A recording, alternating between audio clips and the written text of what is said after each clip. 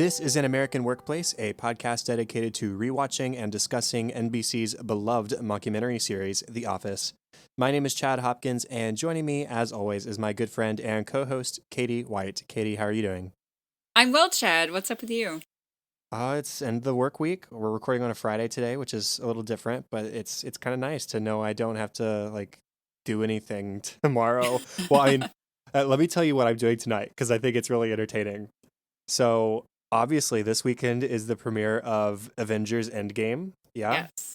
And I am going to a screening tonight at 4 a.m. Wow. Yeah, my roommate Commitment. and I did not buy tickets opening day when they first went on sale because the internet broke. And then we just didn't get around to buy tickets for a few days, or more like a couple weeks, honestly. And so last week we're like, oh, well, we want to see it opening weekend. So we looked and we wanted good seats too. And I was like, hey, this theater has a 4 a.m. showing. And it's not full, Let's obviously. So we're going at 4 a.m. tonight. We're going to just chill out in the evening. And then we're going to wake up and go to the movie at 4. It'll be done by 7:30 or 8 because it's 3+ hours long. And then we're going to go to get breakfast.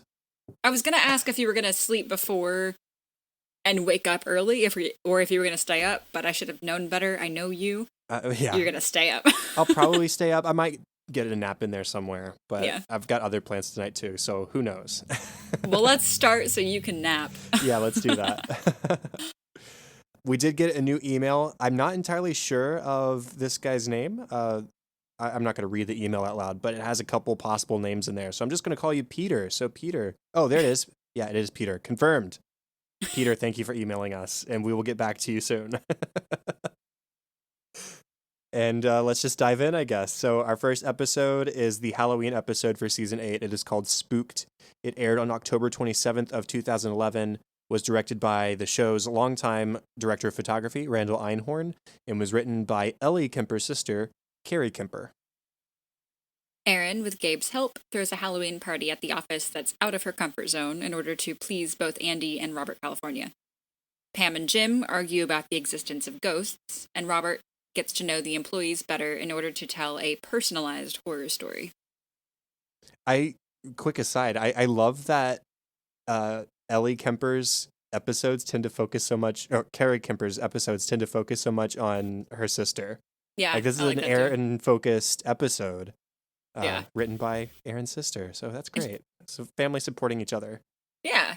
Erin doesn't get too many episodes about herself, and I feel like the majority of them so far have been by Carrie. That's kind of fun. Yeah. Well, the episode starts off, Andy has gotten a text from Robert. He says he's looking forward to the Halloween party and that his expectations are high, which, I mean, Katie, if I told you that I was going to your wedding in October and I had high expectations, would you freak out and worry about pleasing me specifically? No. I mean, it would be a weird comment, and I'd be like, I hope you have a good time, but I'm not going to change my life for you, Chad. It would be uncomfortable, but it's my party, so you'll cry if you want to. Enjoy, because I'll cry if I want to. Exactly. But Andy does not take it that way. Andy freaks out, kind of. He says he got a text from Broccoli Rob. It said, boo. Scared me. And then I got this text from Robert California, looking forward to your Halloween party, expectations are high. He said, scared the blank out of me. It freaks him. It just, I mean, Robert, he does not mean it to be taken as seriously as it did, but I mean, that's Andy for you. He's still working on that first impression 5 episodes into the season. And I mean, when Robert first shows up with his son Bert, who we meet, Robert was probably fine with the more childish party. He made a couple of comments about some of the decorations, and he seemed to be having a good time about it. I mean, the skeleton dance, even from Gabe and Toby and Kelly, he's delighted by that. It's such a simple thing. It's such an innocent thing, and he's having a great time with it. So Robert would have been fine with whatever they put together. It's a comment. Okay, yeah. It's a comment, Andy. It doesn't have to be taken so seriously, but seriously, he takes it. And that leads to him hurting people's opinions, namely Erin, because he had tasked Erin with being in charge of this Halloween party rather than any sort of formal party planning committee. He trusted his friend, his confidant. He's been pretty open with Robert even about how he feels about Aaron and how close they are as friends. And yet, because Aaron didn't reach this level of expectation Aaron thinks that Robert has, he sidelines her and says, "Listen, the professional party planners are going to take over now. You had your shot." And he's really not considering her feelings anymore. Erin, who's already feeling vulnerable before really any of this happens, she's already feeling weird about Andy. She's feeling vulnerable about his feelings towards her. She feels inferior in a lot of ways. She confides in Pam, uh, kind of out of the blue. She says, "That Andy, so hot and cold. One day he's asking me to fax documents, and then the next it's like, I want Pam to do it. Who cares what Aaron thinks?" I am confident that Andy isn't considering faxing a document to be any sort of statement about her effectiveness in the office, but that's how she's taking it. She's already feeling pretty, I don't know, sensitive to Andy's actions, and then he sees her totally normal, I think, for an office. You know, it's a little kitty, but Halloween's often a little kitty, and Halloween decorations are up. I mean, skeletons and ghosts and pumpkins, and that's kind of what you expect. And that was not enough for Andy, and it probably would have been any other day, but Robert's coming in. Yeah, And that's what yeah, gets me is Andy changing his mind about her running the party. It really hurts her feelings because she saw this as an opportunity to impress him or to please him. And knowing how close the two of them are, she probably thought that she was putting together the perfect party for Andy, only to yeah. find that apparently she was wrong because Andy's expectations are no longer Andy's expectations. It's what Andy thinks Robert's expectations are. And so that's where it comes into play. Aaron thought she knew him, and now he's sort of turning against her. And she had said earlier in the episode as well, when they talk about all the nice things about dating a coworker, they don't mention one of the best parts. After you're done dating, you still get to work together every single day, which is, of course, incredibly bittersweet and sort of tongue in cheek. It just says something about how she feels about Andy, that she's trying so hard, that her feelings are so hurt when he does enlist additional help, and then leading her to eventually even ask Gabe to make the party more adult. And we know her feelings for Gabe and how uncomfortable he makes her. Andy has sent Angela and Phyllis in to help with the party, and Erin is upset by that, as we mentioned.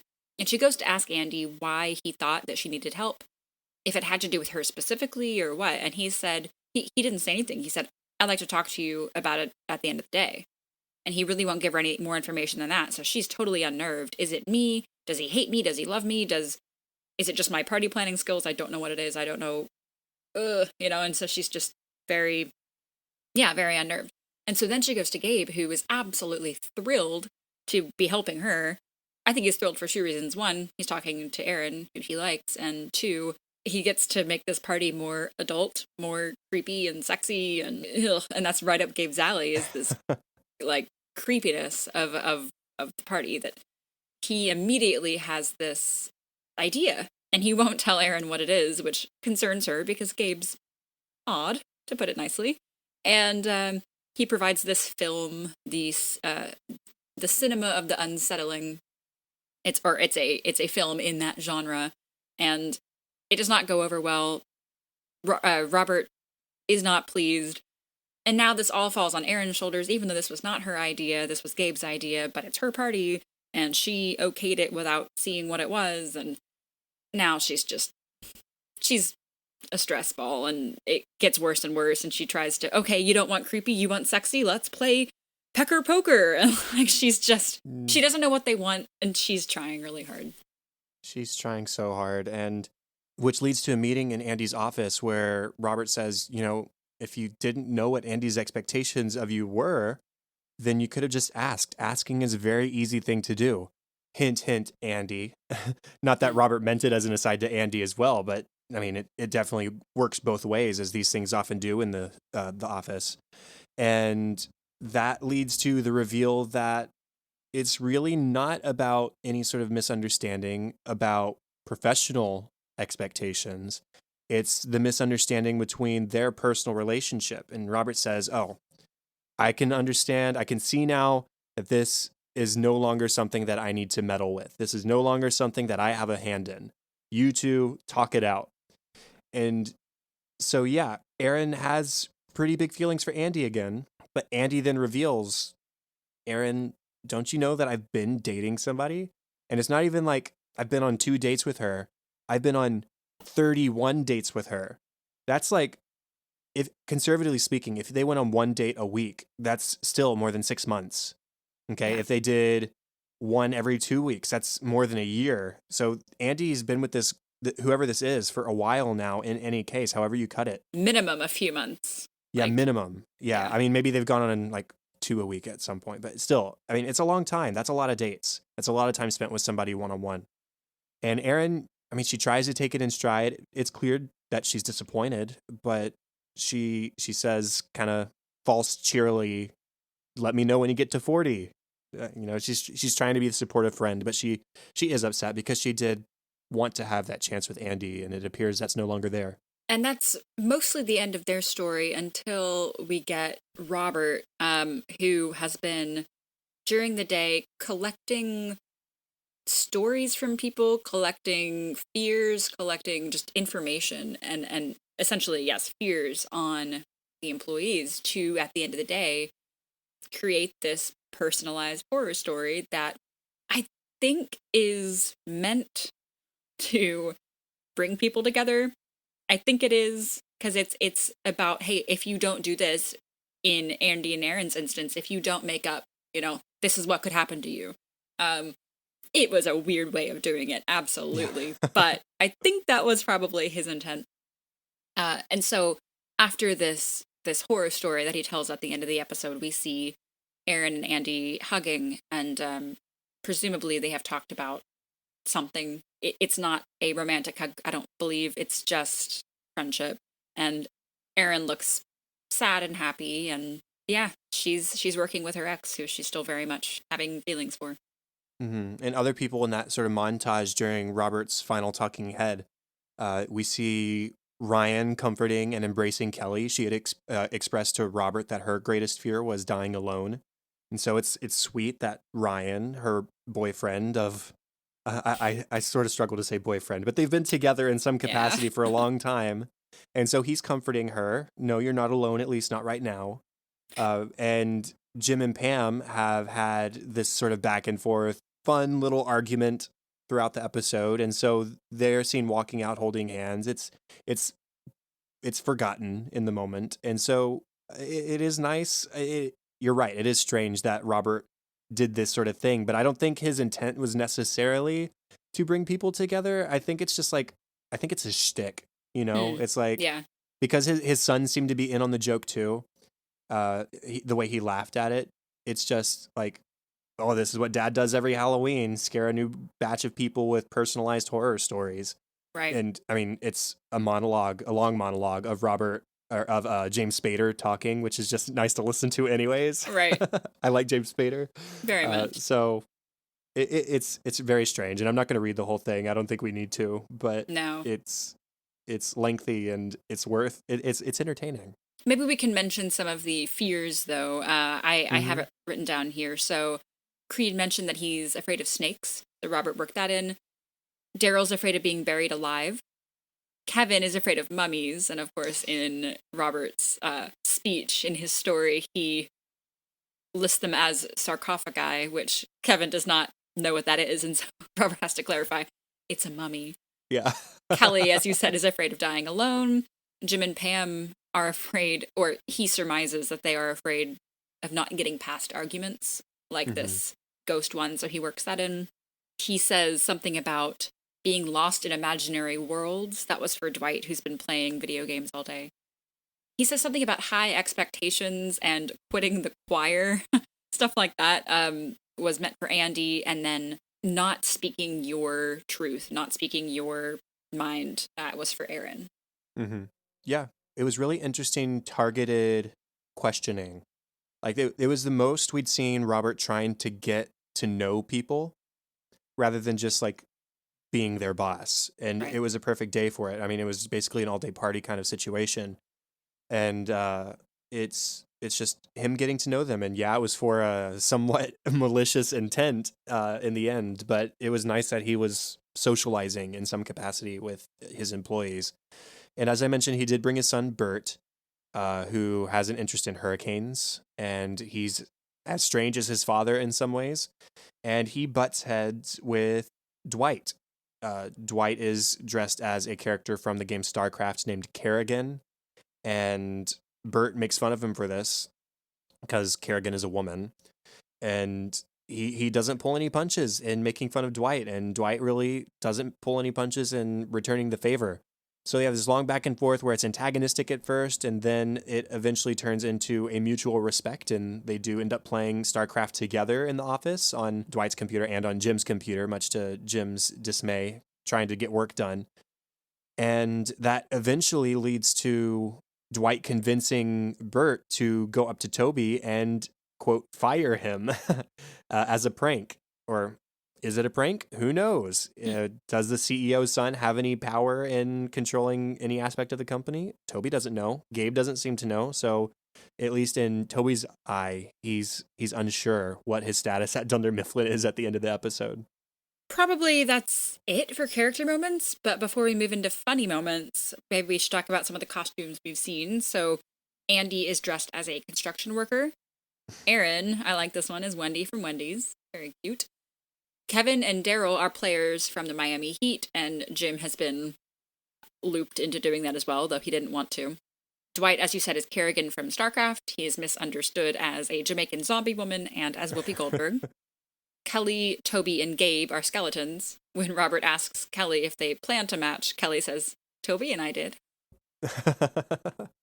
Pam is a kangaroo. Of course, she's pregnant, so it's a play on that. Oscar is an Oscar Liar Wiener. Oscar is his first name. Liar, he's got a name tag with former Representative Wiener and then a cell phone taped to his crotch, which is referring to the Anthony Weiner sexting scandals in early 2011. Mm-hmm. And Creed is dressed as a man from the Middle East, very tastefully. Dunderpedia even pegged him as Osama bin Laden, which would have been right on time when Osama was killed. Yeah. So, topical. Couple of topical costumes. Oh, did you mention Ryan as Jesse Pinkman? Oh, no, I didn't. Yeah. It was great. That's like the perfect Ryan costume. I think that's his best one, honestly. Yeah. It suits him. The other small character kind of ish thing that we can talk about that we can use to transition into funny moments is the argument between Pam and Jim. Yeah. In the Halloween spirit, Pam tells the story of the time where she worked at the supposedly haunted Banshee pub and saw, quote, the man in black. And she believes that it's a real ghost. And Jim overhears the story and he just cannot fathom that his wife believes in ghosts. And he tries to help her explain it away logically. Was it like trickery in the lights, or maybe you were just so primed to see it and then boom, there it was? She says, nope, it was an actual ghost. And so later he's teasing her. He says, I thought we could maybe watch this cool new movie tonight. You in a movie mood? I've heard of this documentary that we should check out. She says, is it called Ghostbusters? He says, it's called Ghostbusters. And I love that she calls out his joke before he says it and he still thinks it's hilarious. Yeah. She's not amused, though, and so she draws a picture of a hand flipping the bird at him. And that's really all that happens in the context of the episode until we see them holding hands on their way out. Issues resolved. Well, I guess there is the quote about what Pam would say to Cece if she were to find or to imagine a ghost under her bed or in her closet or whatever. And Pam says, I won't scare our daughter, but I also won't lie to her. This actually sparked a really fun and interesting discussion with my fiance. We were talking about, I had watched this episode and I said, okay, do you ever feel like 10 years down the line, we're going to have a conversation about something we've never talked about before, and you're going to learn something about me or me about you that we have just somehow not discovered yet. And that was, sparked by this, because they have one kid, they're pregnant with their second. They know each other pretty well, and there's always one thing that you just haven't seemed to learn about the other one yet. So right. Something to look forward to. So funny moments. Cold open. Andy wants to pre-approve all Halloween costumes this year for some reason. His rules are, I believe, don't be offensive, don't be cliche, and don't take the first two rules too seriously. Mm-hmm. So Angela is a cat, surprise, surprise. Stanley is a chef, or as Andy thinks, chef from South Park. Nope, just a chef. Kevin is the gorilla from The Rise of the Planet of the Apes. And Kevin, when telling Andy about his costume, spoils that the gorilla sacrifices his life. And Andy didn't know this about this movie and vetoes his costume because he didn't know about that and got mad. Phyllis just has lingerie and bunny ears. So, No. not even a costume necessarily. Andy says someone's already called that. And Kevin has a gorilla suit you can borrow. Meredith and Kelly both want to be Kate Middleton in a wedding dress. Kelly has a realistic, expensive-looking dress costume, and Meredith has taped a white t-shirt to a white skirt. These are the same. Authentic. Kelly says, look, I stayed up all night, and I watched that GD wedding, and then I came to work, and I made everyone else watch it all day. Meredith wasn't even here. Meredith says, that's because I was actually there. And so she pulls out a cell phone video. You hear her shouting, you're the people's princess. Diana was nothing. And Andy says, hey, wait, I thought you were at your sister's funeral.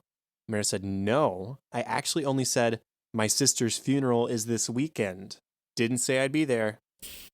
And then she has this classic Meredith talking head, which is, why is it such a shock that I follow the royal story? Warms my heart. Thinking about them two kids doing it. Gross. Gross, yep. Meredith. Dwight, his costume gets misrecognized for a number of reasons. One, because it's an obscure costume that not many people in the office would know.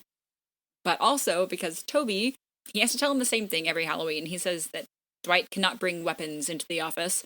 And every year, Dwight says the same thing, that as soon as he gets his weapons back, he's going to kill Toby. And Toby says, but here I am at Thanksgiving, alive. I'm a lucky turkey. Lucky to be alive? I mean, you shouldn't have to really be thankful for not being killed because of a Halloween costume. But he is anyway. When Robert first walks in with his son, Bert says, can I use a computer? I need to check a hurricane.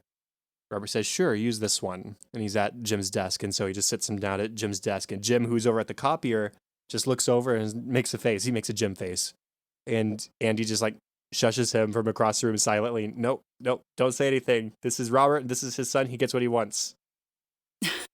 And then Robert, so we mentioned the Andy and Aaron conversation with Robert in Andy's office. And it becomes clear pretty quickly that this is about their feelings, really, and not about work problems.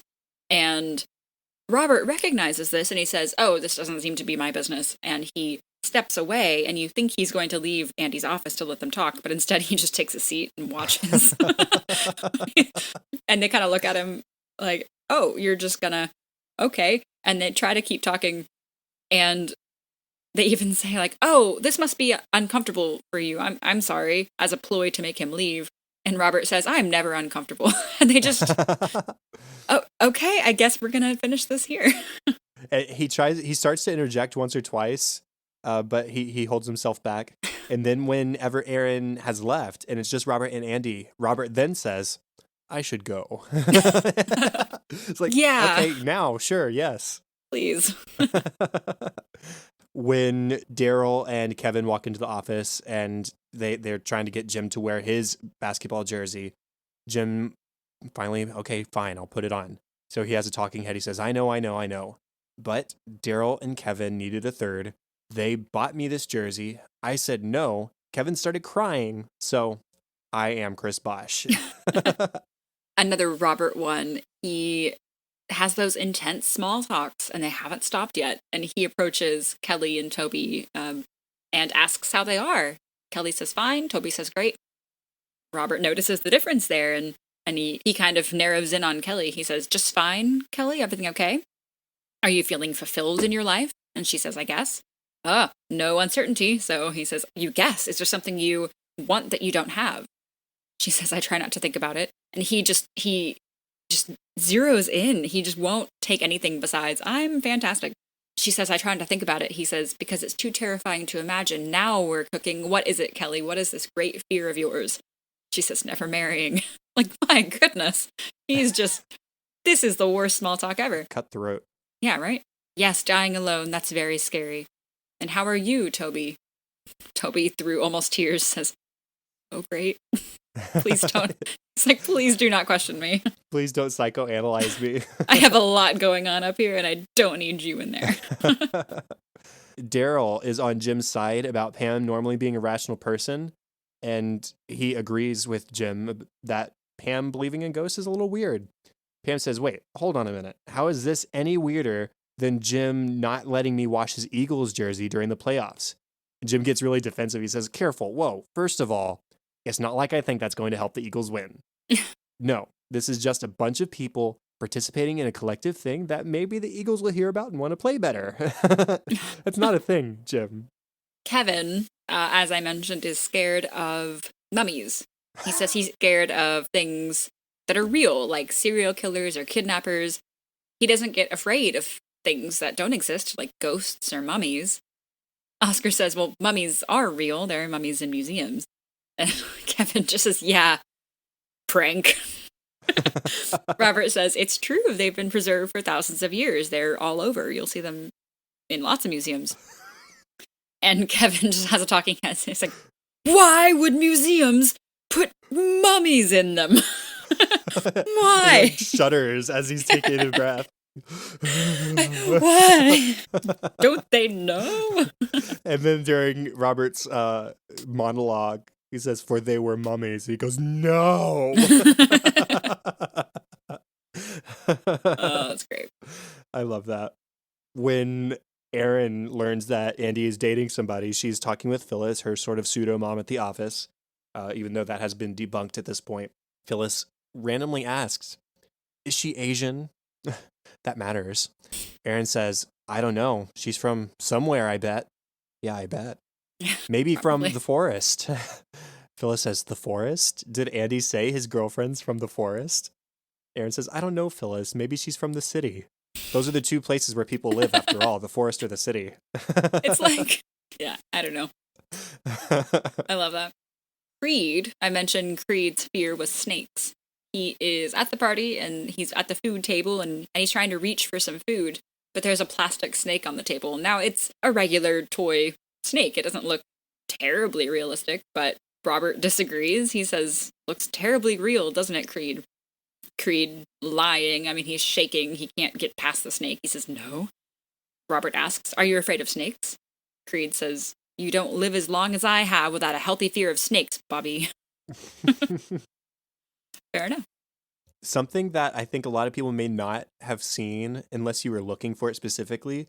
Gabe is obviously very thin and very tall, and his skeleton costume has two pelvises because he had to put two costumes together in order to fit him. So if you're not looking for that, you may miss that. It's pretty great. He's got a double pelvis skeleton. I didn't see that. Yeah.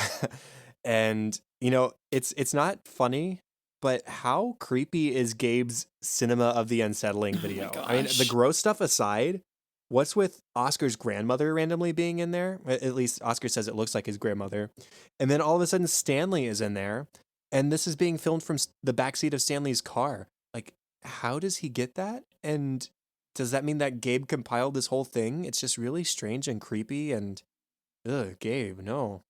Yeah, I got the impression that he did compile this video, which is, I mean, very time consuming, which means he probably had this ahead of time and ahead of the party. And it's just a bunch of weird, uncomfortable and creepy shots. And why would you have this? And why?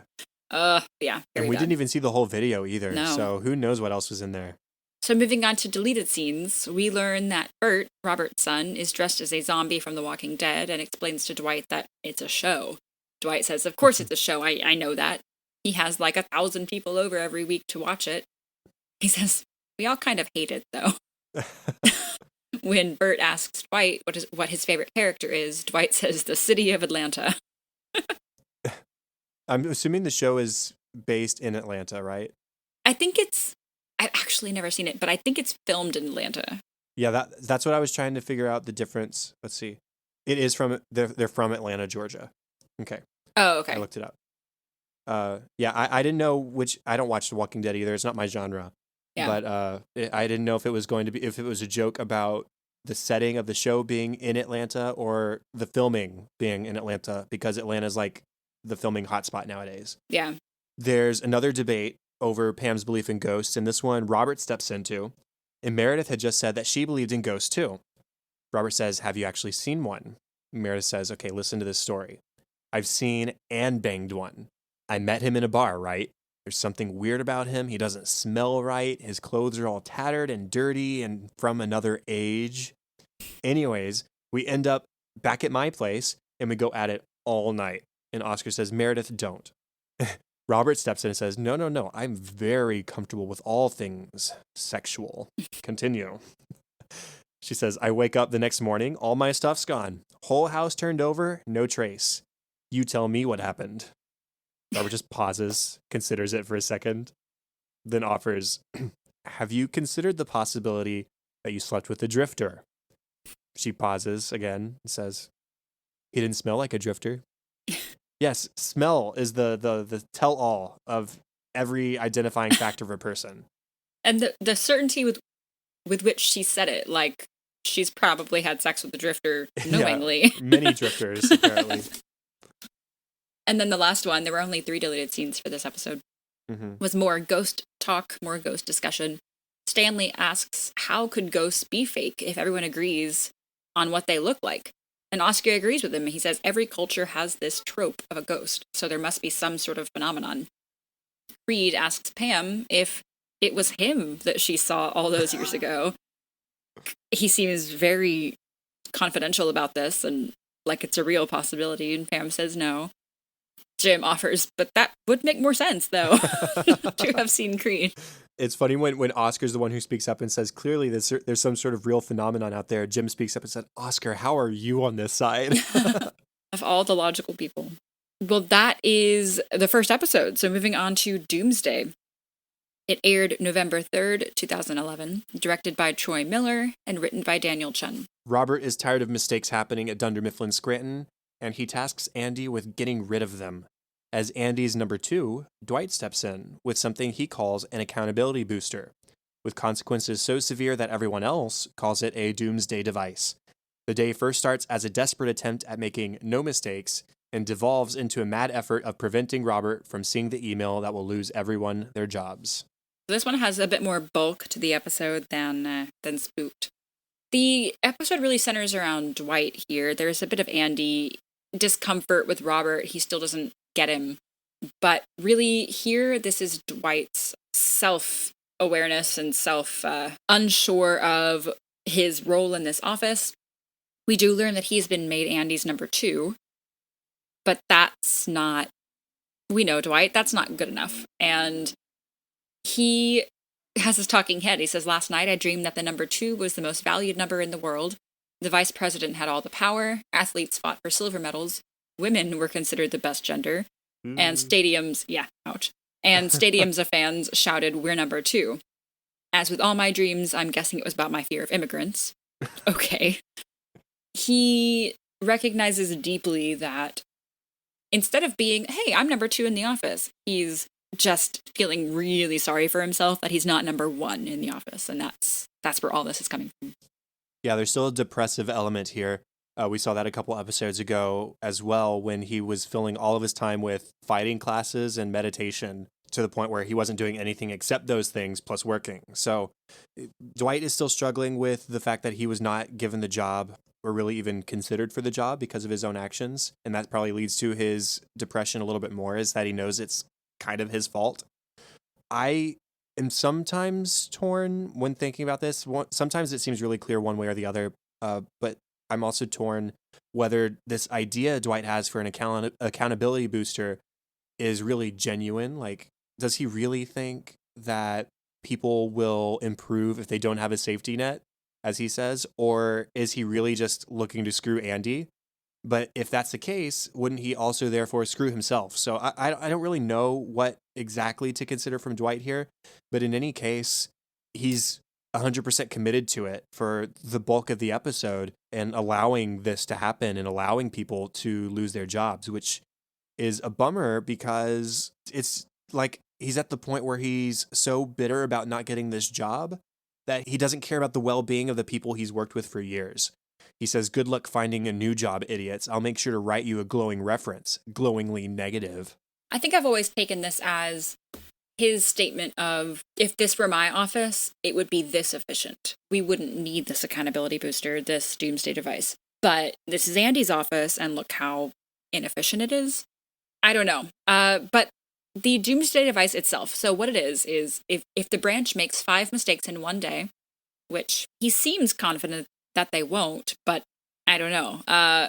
If they make 5 mistakes in one day, an automatic email will be sent to Robert containing last year's consultant's report, which recommended that the branch be shut down. Also, every negative email that anybody had ever sent about Robert would also get sent to him. So they definitely have some motivation to not make these mistakes. And of course, the office does make these 5 mistakes in one day pretty early on. One of which was intentional because they weren't sure that this was actually a real device or if Dwight was just trying to scare them. But sure enough, it's real and they make 4 more mistakes. But the email doesn't go out until 5. So they have some time to try to convince Dwight to stop the device, but he's not really keen to do that. And Andy is too easily influenced by, sort of like Michael, others' opinion of him, especially since he's still trying to prove himself as manager. And he's been able to prove himself as manager a couple times, but he's still a little overly trusting of Dwight in this circumstance, and he's therefore manipulated by Dwight into installing this accountability booster. So a lot of this is on Andy for just allowing Dwight to assert himself so strongly into the situation. Part of me thinks about when Dwight was able to manipulate Jim when he was co-manager along with Michael into the Employee of the Month award, and how he was able to rig that in order to make Jim look bad. So that's one thing that sort of leans me towards Dwight always expected this to fail. But again, I don't know how he would think that he's immune to the fallout. But anyways, they make the mistakes. They're trying to shut things down. They're guessing passwords. They can't get into it.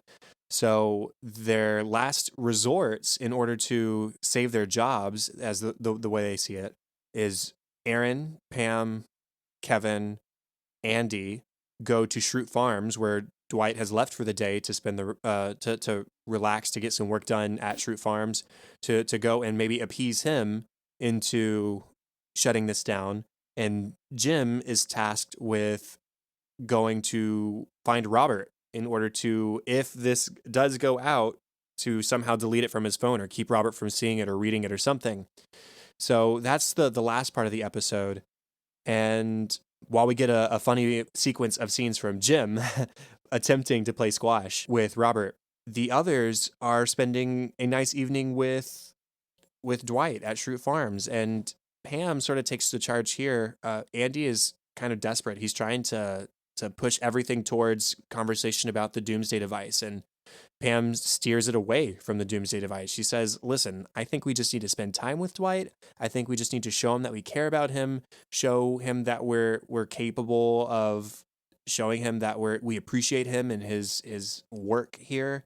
And then after he sees that we care, then he will turn it off without us having to say anything." And so that's where their focus is at the end of the episode. And thankfully, they eventually are successful. Pam, as you said, takes the lead here. The others, Andy specifically, really, really wants to try to convince Dwight or talk to him about the device. And Pam is emphatically steering the conversation away from that. And when we get to Schrute Farms, Dwight is digging a huge hole for a horse grave, and Pam offers their help. They spend the afternoon making small talk. By the time everyone leaves, they don't really know where Dwight's head is. But as they're pulling away, Pam gets a text from Jim. Robert has not received any email under Jim's eyes, so Dwight has disabled the device, and he texts Pam that. And we see Dwight go and retrieve a hat that the group gave him. He had buried it in the hole when he was digging this grave. And when they leave, we see him retrieve that hat and clean it, and he wears it on his front porch. And he has this talking head. He says, "They're not my favorite people in the world. I wouldn't even call them friends. They come over here, eat my pie, dig the crappiest horse grave you've ever seen. God, I'm going to have to work with them forever, aren't I? And it's sweet, and I don't quite get it. And in fact, it's my discussion topic because I just don't understand it really. Where his head is at this time. Well, I'll say that this scene was surprisingly emotional for me this time watching it. There were a lot of small elements of this episode I didn't really remember, for one reason or another, but I was really emotional watching this because specifically because of the connection to the cap. The cap itself is probably something they bought at like a gas station on the way. It's not tied to anything that's familiar to them. It's got some sort of logo on it that's not Dunder Mifflin. It's not anything else. We don't see Dwight being sentimental often, and even now he saved his sentimentality for a private moment. But we see in him going to collect this cap that he had shown them that he didn't care enough about to just toss in the dirt. After seeing him retrieve it, he wears it and enjoys time relaxing on the porch while wearing it. It shows that the relationship he has with these people is meaningful to him, even more than his desire to take the job. And so I just, I don't know, listening to him say, they're not my favorite, but I guess I'm going to have to work with them forever, aren't I? Meaning maybe his time trying to sabotage any of them is over because he does care about them. Yeah. Meanwhile, back at the office, we've got this Gabe plotline. Gabe and Daryl have both seen this new woman in the warehouse. Her name is Val, and they both have crushes on her. Now, Gabe is not as smooth as Daryl here, so which is not surprising at all. Gabe goes so far as to file a new workplace relationship document with Toby, or at least he tries to, before he admits to Toby that they're not actually seeing each other. But man, when we start, I don't want bureaucracy slowing me down, he says. He just is totally taken with Val, and he's convinced that they're going to date very quickly and very fervently. He's very excited by this. And Gabe notices that Daryl also has this crush on Val, so he spends some time in the warehouse making fun of Daryl, specifically about his weight. Gabe says in a talking head, I sense that Val enjoys a good put-down. Considering that's the only thing I know about her, which he doesn't know it about her, I will be milking that hard. And he's making a fool of himself in front of all these guys, and they are just standing there laughing at him. And Daryl's able to play him as the fool, too, when Gabe pulls out $100 bill to get everybody's coffee. He says, and I don't want any of that caramel soy latte crap. And you think he might continue with, I want it, nice black coffee. It's like he's trying to shut away from the, quote, girly drinks in order for the more manly one. He's like, no, I'll have a decaf frappuccino. Right. It's like not the direction you would have expected him to go with that. But he's trying to buy everybody's coffee, and he's trying to get Daryl to be like his pack mule and go get it for him and for them. And Daryl plays him and says, you know what, Val, I think you should come with me because I'm going to need the extra hands. She says, that's a good idea. And Gabe's just sitting there like, ouch. That sucked. That's not the way I expected that to go. It's the way smarter move because he actually gets to spend time with Val rather than making a fool of himself trying to flash money in her face. Right. and Gabe's probably going to get a caramel soy latte out of it because of how much of a punk he was trying to be. And when Val and Daryl come back with the coffee, what a douchebag. He says, you're welcome, as she's holding her coffee, without her actually saying thank you, or whether even she was going to say thank you. Like, it's not required. And then he creepily invites her on a date, not to a normal place for normal people things, to a cemetery to drink wine. It's gross. Like, no, Gabe, nobody wants to do your creepy, weird things for a first date. Nobody, it's just, no. When Val has, at least she has a good reason. I mean, she clearly does not like Gabe. She's been muffling laughter the whole day. But she has a good excuse. She says, as a matter of policy, I don't date coworkers, but thanks. Daryl overhears this and is clearly bummed because he is also a coworker. Probably doesn't gross Val out as much as Gabe does, but he hears that she doesn't date coworkers, and he ends the day a little bit bummed. Yeah. Oh, and it's also super gross that Gabe offers to quit so that he wouldn't be a coworker anymore. and then they'd go on a date. You've just met. Yeah, it is awful. But they had a whole conversation about Mondays. Yeah. Mondays suck. This reminds me of Andy's crush on Stanley's client Yeah, I remember with the 1, 2, 3, 4. Julia. Julia, yes. Yeah. And it's just, I've met an angel. Like, we're gonna get married. Okay, but you just met. No, Like, yeah. it's calm down. Slow your roll. Yep. Well, let's go into the funny moments. In the cold open, Andy has started his own end of the workday tradition of playing Closing Time by Semisonic out on the speakers in the office, and also loudly, obnoxiously singing along to it while carrying around a towel like he's a bartender at a closing bar. He says, every office needs an end of the day tradition, something to tell you the day is over, aside from the clock saying 5 o'clock. Otherwise, you go home and the night just feels like more day. It's weird. That's not how that works. Nobody cares if there's a closing song or closing tradition. Like I said, the clock hitting 5 is tradition enough for me. But he's strutting around the office. Everyone's trying to still wrap up their day's work before they head out themselves. And Jim is like on the phone. He's having to repeat himself. And he says, oh, my boss is singing Closing Time. Maybe that's what you're hearing. He's like, he's not even shying this away from customers. He's like, yeah, my boss is an idiot. He can't shut up so I can make my sales calls. Right. And Pam tries to appease Andy. I'll try and sing along a little bit. But she says, I've heard the song 105 times during Andy's 105 days as manager so far, and I still don't know the words because she doesn't care. And 105 times, and he's been manager 105 days, so he started this ASAP. I feel like this was in his back pocket, and he was like, if I was ever manager, I'm going to do this every day, and he did. And it's such a Michael Scott song choice, too, because it has no relevance to a workday. It's like Michael choosing Running on Ice by Billy Joel for the training sequence in Threat Level Midnight, simply because it's a training sequence that happens in an ice hockey rink, and the song is called Running on Ice, but it has no relevance to actually being on ice. Neither does Closing Time have anything to do with the paper company closing at 5.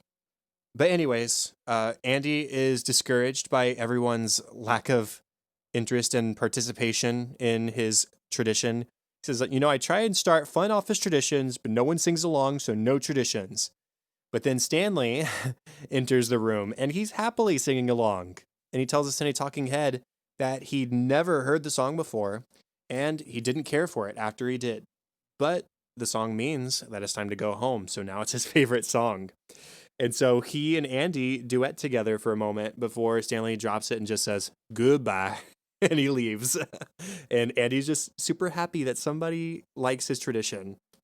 Even if it's not for the tradition itself. Yeah. He even says, I had never heard that song before, and once I heard it, I did not care for it, but that means it's time to go home, so now it's my favorite. Dwight, as I said, he threatens to send the negative emails that people have written about Robert, and we get to read some of those. He says, Robert's favorite songs, Creep by TLC, Creep by Radiohead. That was from Jim. There's no way he hasn't strangled at least one stripper. That was Oscar. Yikes. He eats his yogurt like he's punishing it for disappointing him. P.S. We should kill him. That was Kelly. So, yeah, people seem to have a general consensus on Robert's creepiness. When Robert is initially confronting Andy about the counting error that resulted in somebody getting an order for free, he says, yeah, we'll blame it on Tweedledee and Tweedledum. They're both Kevin. And then when Dwight is talking about his Doomsday device, his accountability booster, he says, have I not been a reliable number 2? And he says, do not go there. You are the deuce I never want to drop. No, Andy, gross, stop. This might be my favorite Dwight talking head so far of season 8. He says, they're making me out to be a Bond villain. I like to think of myself as a brilliant scientist who will stop at nothing to remake the world. Like, not Dr. Moreau, someone good. Dr. Frankenstein. Dr. Jekyll, not them. Dr. Can't think of one. No, just all villains. And it's not the first time Dwight's had a fascination with villains. No. When Andy first talks to the office about Robert wanting to shut down mistakes and Dwight introducing his accountability booster. He says, "Hi, guys. I just wanted to say that you all have been doing amazing work." And they're all really happy. They're pleased that their boss is proud of them. And then he continues on. "And I'd like to add that your work has been a little sloppy." It's like, there's a compliment sandwich thing that our friends in college used to do all the time because apparently, I'm not going to go to that. Anyways, it's obnoxious is what it is. But Andy's trying the compliment sandwich and it's just not working here for him. The compliment sandwich doesn't work when you contradict the compliments. Right. Robert is berating Andy. Before an important discussion, Andy asks Robert who his favorite Iron Chef is, and Robert declines to respond. And then in the middle of the discussion, Andy starts nicknaming people in the office, and Robert's just had enough. He's trying to have this conversation. He says, "Andrew, sometimes I feel like you don't know me at all." Then when they're done discussing, Robert returns the conversation to Iron Chef, and he says, "And by the way, you can't have a favorite Iron Chef. It depends entirely on the secret ingredient. Sometimes I feel you don't know food at all." I wish I had a good Robert California impersonation. I know. Like I can do the lower voice, but he's just got this lilt that it's really hard to mimic, and I really like it because it's just perfect. I feel you don't know food at all. At all. I'm gonna name drop here, and I told you this, Chad, that not too long ago, James Spader was in my restaurant. Oh, you did, yeah. And we get a lot of celebrities, we get a lot of whatever. And he's we see him every couple of months, and he is the chattiest guy. Oh my gosh, he's super, super nice, but we'll be slammed busy. And when James Spader wants to talk, you just stand there and talk to him because he's just the chattiest guy. And you're like, I have a million other things to do, but James Spader's talking at me and it's Robert California, so I'm going to listen. Yeah. It's just really fun. But That's anyway, awesome. Yeah, it was a lot of fun. When they're trying to guess the password to the accountability booster account, Kelly says, what's Dwight's mother's name? And Jim says, it's Hedda. And he just looks so disappointed in himself for knowing this. It's like early season 1 or 2 when he knew that Dwight, no, it was season 2 because it was the injury when Dwight got the concussion and they're at the hospital. And Michael asks what Dwight's middle name is, and Jim just spurts out, it's Kurt. He's like, why do I know that? And then when they're trying to guess more of the possible passwords to hack the computer, Stanley says, try Moe's 1234. Ryan says that Dwight would never be that obvious. Try something like Z64 $8. That wasn't it, because Jim types that in, and Ryan says, not exactly that, Jim, something like that. Jim says, okay. And then Dwight standing behind them, they just hear a voice say, how about Scranton Strangler 666? So Jim types it in, but that was Dwight suggesting it. And no, that wasn't it. Man, try again. And he's finally having a little bit of fun. We feel like we haven't seen him enjoy himself in a while. And even if it's at everyone's expense, it's kind of nice to see him smile again, Yeah. I wish that I had Jim's fake, I totally know how to play squash confidence. Because he's so bad and it's obvious how bad he is. And he feigns something, like he pretends he knows what he's doing even though he completely does not. And that whole sequence of interactions with Robert at the fitness center, he's so obviously digging through Robert's phone when there's a notification that pops up because he's trying to find the email, and then he does a high toss to Robert in the hopes of breaking it when it drops. And I mean, it's just obvious that Jim is desperate. But maybe even funnier is that at this point, Jim is now trapped into playing squash with Robert for who knows how long. And I can totally see Robert being the kind of guy to just keep Jim there until he knows that Jim understands squash. Yeah, that's a lesson. Which I was thinking about this. Jim has the most, everyone could hypothetically here lose their jobs, but Jim's job is the most risky on this day because he has to dig through the CEO's phone. I feel like he was voluntold to do that. He didn't volunteer to do that. And I was thinking about how his job is a bit more difficult than everyone else's. But it is funny that Robert doesn't ask him about snooping on his phone. Right. He just sort of, nope, that's my phone you're holding, not yours. He doesn't seem too concerned. Yeah. There's a Gabe moment with Val. He's just so into Val, and when he's talking to Toby about the inter-office relationship forms, Toby asks, "Well, do you know her last name yet?" And Gabe says, "Toby, I'm going to tell you her last name tomorrow because she's going to be screaming it tonight." Toby says, No. "She's going to be screaming her own last name, huh?" Gabe says, No. "Hey, watch it." Toby just says, "Good luck, Gabe." No. Yikes. At Shroot Farms, they are eating some pie and just enjoying each other's company inside Dwight's house. And Aaron says, "Oh, Pam, you got something on your shirt." Pam says, "Oh well. Nobody's perfect, right?" Dwight says, "Did you just have a stroke, Pam? It's nobody's perfect. Nice stroke, Pam." Pam says, "No, it's a jokey saying, nobody's perfect, like I can't even say those words right." And Dwight considers it and he sort of smiles. He says, "I hadn't heard that before. That's funny." And then later, as they're leaving, he says, "Sive Drafley." And Pam gives him a knowing wink. And Kevin says, "Wasn't it supposed to be drive safely?" And I love this because it's totally it becomes a reused joke. Not that this is the first time anybody's ever said this, but because of the Mike Schur connection in The Good Place, there's totally a moment where Kristen Bell's character uses the same joke, the whole Po Body's Nerfic thing. Yeah, And and it's it gets like, the same kind of mhm. delayed laughter. Yeah, it's so funny because of the Mike Schur connection. Even though Mike Schur didn't write this episode, and I don't think he even wrote that episode of The Good Place, but it has that connection. So Kevin is really trying his best to not make a mistake today as well. And there's a refund that needs to go out. And Kevin says that he's on it. And Angela suggests that maybe she should handle it. Kevin, we really need you to focus on your project for today. Kevin says that apparently that a big client for this company needs to know the story of how paper gets made. So that's what he's working on today instead of, touching computers and numbers and orders that could possibly be messed up. He's learning how paper gets made. At the end of the day, he still doesn't know where paper comes from. He thinks that trees have sex. So, The man uh, tree. Dwight, when he's explaining how his accountability booster works, he says 5 strikes in a day equals a home run.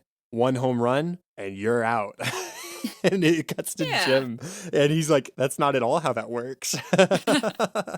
When Dwight is inviting people in for water and then for lunch or dinner, he asks them to take off their shoes. And he sees Kevin. He goes, "Except for you, Kevin, your shoes stay on." Good Oh, call. good call. After the incident in Niagara. Yes. It's so funny that Oscar is the one to make the fifth mistake, dooming them all, after him self-proclaiming that the one computer he trusts is his own brain because it's powered by Thai food and Spanish Reds. And later in the day, he's talking. He says, "Why haven't we heard anything? It's 4:45. There's only 15 minutes left." Angela says, "Oh, now you can do math.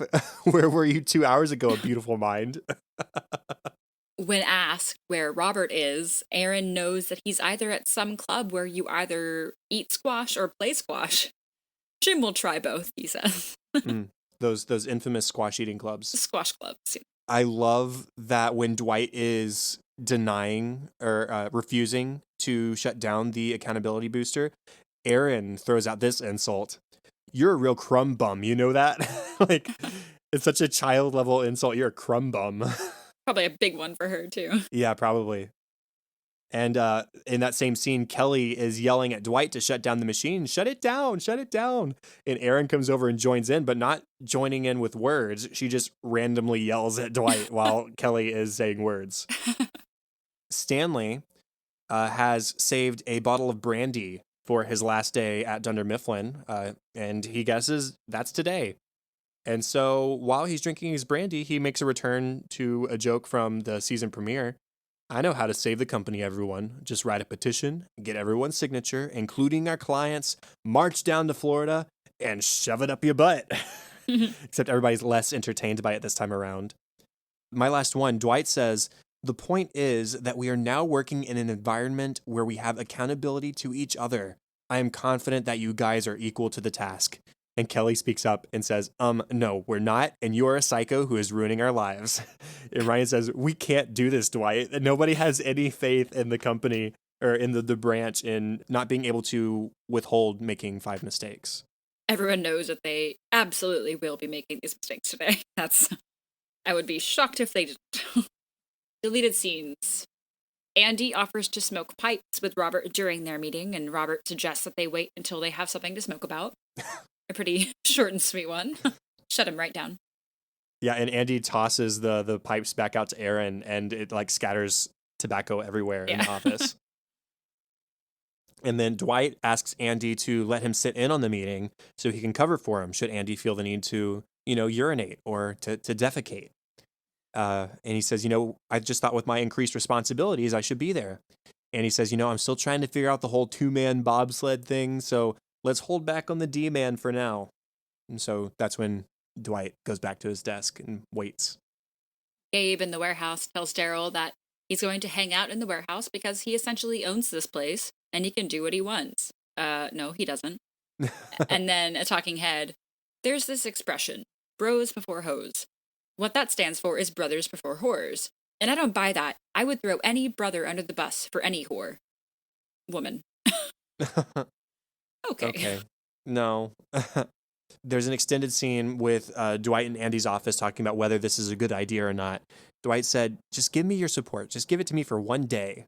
And he says, how about I don't support you on this, but I support you on 2 things in the future? And Dwight seemingly like reluctantly cedes. It's like he's genuinely disappointed by Andy not supporting him on this. And he says, just let me know when you're going to take a chance on me. And I mean, it's hard to tell if he's being genuine here. I don't know. I think if they'd left this in, it'd be a lot more in question. But either way, whether he's being serious or just trying to dupe Andy, Andy gives in after feeling bad. And that's when he goes out to the office and says, watch out or the accountability booster will get you. Stanley says that this accountability booster sounds like a scare tactic. He doesn't think it's real. He thinks it's Y2K all over again. And then he has a talking head. He says, I was all about the Y2K bug. Paid some guy to update his PCs, threw out his microwave, canceled his plane tickets, sold his stocks, spent New Year's Eve in his basement with a gas mask on and wearing a diaper. Wow. That was shocking. I wasn't really expecting Stanley to be that sort of paranoia, like, susceptible, but he definitely was. But he's not going to fall for it again with this accountability booster, Nope. It sounds like. Not anymore. Pam says, I don't know. This could be real. Dwight's good with computers. He fixed my computer once. Jim says he didn't fix anything. He just turned your brightness up because it was all the way down. She said, well, you couldn't fix it. He says, I wasn't even there. He said, I'm at a business meeting in Stroudsburg, and he starts getting specific with exactly what he was wearing. And then a couple of deleted scenes later, they return to the conversation, and Pam says, well, this is what I remember. We stopped for a coffee at that bar, and you were wearing a blue shirt, which I think is supposed to be a dig at the lack of variety in his wardrobe. Yeah, because he he's says always in blue that's or white. low. Yeah. That's low. It's like making a joke to Dwight about wearing mustard yellow. Yeah. Stanley's phone is ringing and he doesn't want to answer it until Dwight turns off the machine. And they just stare at each other, but Stanley backs down and answers his phone. And he's super cheery on the phone when he takes the call, but he just lowers it and curses at Dwight. Like he can't crack his shell. Dwight has a talking head. He says, just once, I'd like us all to cooperate on a plan that could get us all fired. Lofty dreams. Yeah. And it's followed by Andy having a talking head. He says, I'm through delegating. The buck stops here. If someone's going to ruin this office, I want it to be me. That's not... If someone ruins this office, I want them to do it without my permission. I don't even know about it. And then later when they're at Dwight's house, Andy has another talking head. He says, well, here I go, delegating the fate of the office again, this time to Pam. If it works out, lesson learned. Give the right person the right task. If it doesn't work out, then no regrets. I wouldn't have done a single thing differently. Okay. Again, Okay. Andy's just like good at sitting on a fence. Yeah. Is it Andy who has a talking head about sitting on a fence like earlier in the series?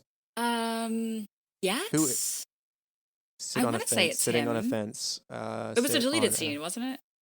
Dwight knows how to sit on a fence. Oh, right. Okay. That's back in Costume Contest because it's I want you to think whatever you or I want to think. Sit on a fence. Where is it? Let's just say I saw exactly what the two of you wanted me to see. Anyways, going on. When they show up at Shoot Farms, Andy asks what other things they should say to convince Dwight to shut down the device, the accountability booster. And Aaron says, maybe you should just say that it'll save electricity. Sure. Andy says, I like it, the eco angle. And so he writes it down. And Kevin speaks up. He says, I think I'm going to be good cop and bad cop. I'm going to be like crazy cop. Dwight Schrute, come out here with your hands up. And then he starts like sweat and cry. I'm so nervous. I feel like I'm going to say some, and he curses. And he says, I'm not going to spin this. I don't think you should say anything. Kevin says, yes, mysterious silent guy. And Pam says, yes, starting now. We see Jim struggle with more squash, and Robert admits to him that he's done playing. This isn't enough of a challenge for him. He's beating Jim soundly. And Jim has to think on his feet. He's got 20 minutes to kill until 5, and he doesn't know what to do. So he says, it's because you didn't realize that I was left-handed. He switch rackets. He switches hands, which means this is about to get much worse. Okay, Wesley. Eating with Dwight, Pam asks how the bed and breakfast is going, and this time Dwight doesn't correct her, because remember back in season 4 when it was introduced, he says it's not a bed and breakfast, it's like something else. I don't remember what he said it was. He says it's going fine. It's mostly Chinese tourists because he put up a billboard in a specific place in China. Aaron then compliments the wallpaper, and he thanks her. He says, I just put it up.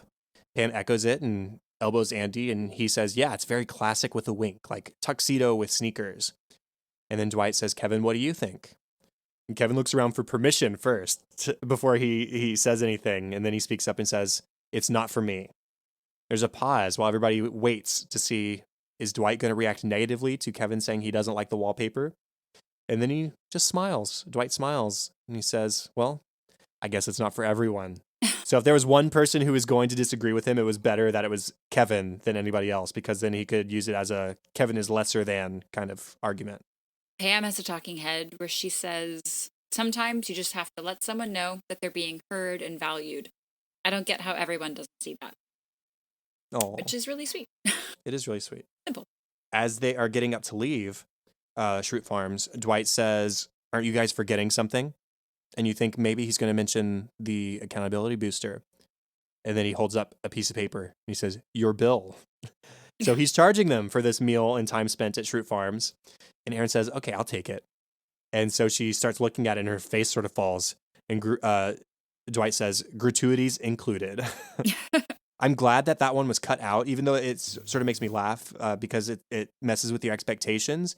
If it had been left in, I think it would have taken away from the nice moment of them just being coworkers sharing an afternoon together outside of work. Yeah. Last one, Jim is trying to play squash, still unsuccessfully. And he apologizes. He says he's rusty.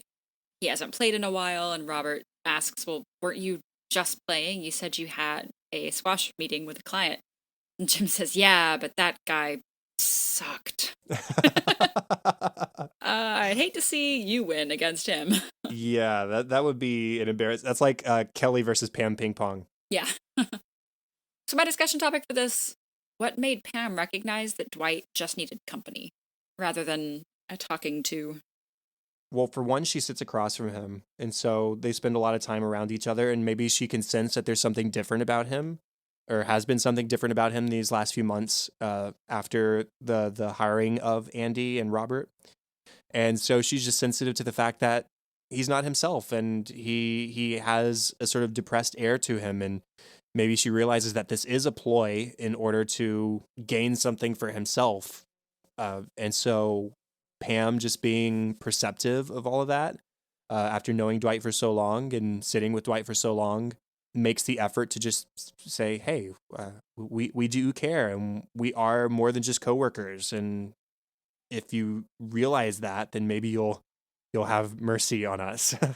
Right. That's sort of what I was thinking. She's also just an extremely empathetic, sympathetic person. Mm-hmm. And I think that's what she would want. And so she just wanted to relay that same courtesy to Dwight. Yeah, I always relate things back to this, but back at business school, Pam's art show, she just wanted to be heard and valued, and Michael did that. And so she's just sort of like paying it forward. Mm-hmm. Absolutely. Boom. Well, before we close off, that is all of our episode discussion, but we did get a couple voicemails. They were a little long, so we're not going to play them, but they were both from Corey, and he was just wanting to talk to us about how much he likes Josh Groban as Walter Jr. and his sort of comedy in Garden Party, and we agree. Hmm. And then he also wanted to talk about how he thinks, maybe the job of regional manager at Dunder Mifflin Scranton really isn't difficult or overly demanding. And that's why Michael had so much free time. And that's why Robert had the speech about his job being super easy back in Garden Party as well. It's an interesting thought. Maybe it's not a super hard job, but who knows? Yeah. So thank you, Corey, for calling in. And if anybody else wants to call in, we'll have that information for you in just a moment. Well, that brings us to the end of our official 85th episode of An American Workplace. You can contact us at facebook.com/workplacepod or at workplacepod on Twitter. If you would like to head on over to Apple Podcasts to rate, review, and subscribe, we would really appreciate you doing so. And you can email feedback and ideas or just say hi at workplacepod@gmail.com. If you would like to leave a voicemail to be heard on the show, you can call 93-PRETZ-DAY, PRETZ, or 937-738-9329. Again, if you want to be heard on the show, make sure it's under a minute, have probably a question for us to answer, and if you don't want to be featured on the show, say that as well, and we will not do that. If you want to find me on Twitter, I'm at KTLady623 or at facebook.com/katie.white. Real quick, just want to point out that we are recording on Friday, April 26th, which is National Pretzel Day. Happy Pretzel Day, everybody. What? Not even kidding. I thought I How saw did something you about know it online that? today, and so I looked it up just to confirm, and it is National Pretzel Day. It is Pretzel Day. So leave a So, voicemail in celebration, everybody. 9-3 Pretz. The best place to find me is on Twitter at Chadadada. That is CHADADADA. Also, Facebook.com/Chad.Hopkins. And also my other podcast, Cinescope, you can find where podcasts can be found and at thecinescopepodcast.com. And show notes and contact information for this show can be found at workplacepodcast.com. We do have a new Patreon supporter, Charles. Thank you, Charles, for your support and to all of our supporters. If you want a shout out and more of An American Workplace each week, including access to our discussion outline and notes, a logo sticker, bonus episodes, and live streams, check out our Patreon page and pick the support level that you think is worth it to you at patreon.com/workplacepod. And that's all for this week. Thank you for joining us to watch one of our favorite shows, The Office, here on episode 85 of An American Workplace. Make sure to join us in episode 86 for our discussion on the next 2 episodes of season 8, Pam's Replacement and Gettysburg. Bye, everybody. Bye.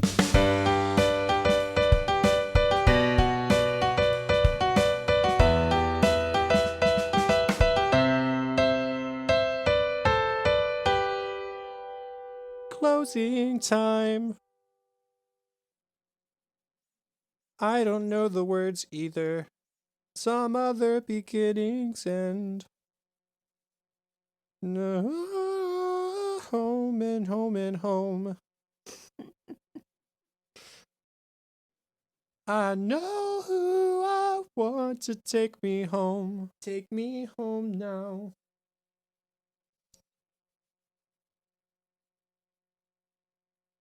I know who I want to take me home. Closing time. Tucker, what are you doing?